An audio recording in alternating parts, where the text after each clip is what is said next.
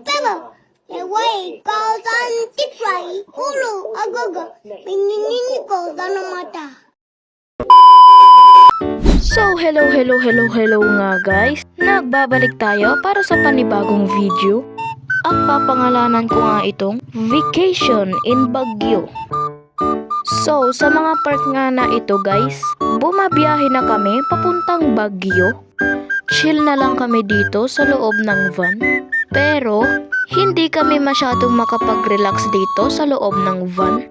Dahil sa likod kami, pinapwesto. Kaya napakakaldag talaga dito sa pinakang likod.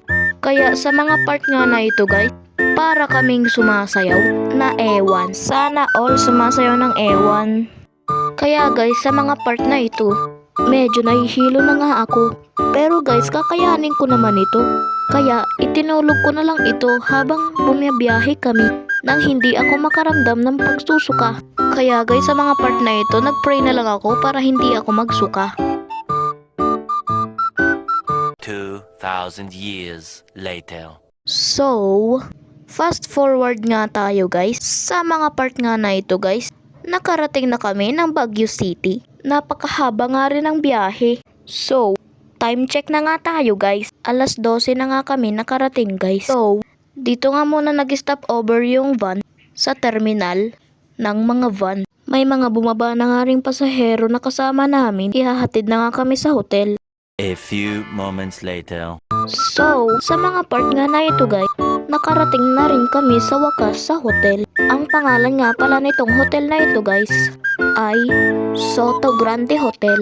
Pero, disclaimer nga tayo guys, hindi po tayo sponsored ng hotel na ito. So, balik sa kwento. So, sa mga part nga na ito guys, nilibot-libot ko muna yung paligid ng hotel kung malawak nga ba. Dahan-dahan ko nga sinilip itong paligid ng hotel at positive nga guys, malawak nga itong hotel. So, sa mga part nga na ito guys, papasok na kami sa hotel. So, sa mga part nga na ito guys, kinukuha na nga ni Tito Pot ang card para mabuksan namin ang room at para makakyat kami sa elevator. Fast forward nga guys, nakuha na nga ni Tito Pot ang card na gagamitin namin. Pero guys, tignan nyo naman tong hotel, napakaganda at napakalawak pa. Mga pang-sosyalin na hotel, sabi nga rin nila. Nung pinagbenga, dito nga rin natulog ang mga artista. So, sa mga part nga na ito guys, paakyat na nga kami sa elevator. Alam nyo ba guys, kaya dito kami nag-check-in sa hotel na ito. Dahil nga guys, dito nagtatrabaho ang tito ko na si Tito Pot. Ayan nga po pala si Tito Pot, nakakulay dilaw na jacket. So, sa mga part nga na ito guys, paakyat na kami sa elevator. Ang room na nga namin ay nasa 7th floor. Nagrereklamo pa nga itong si Tito Pot dahil nga daw, hindi daw kami nag-on-light. Hindi daw siya nakatulog. Sabi naman ni Mamita, off nga muna niya ang cellphone niya dahil baka ito ay malobat.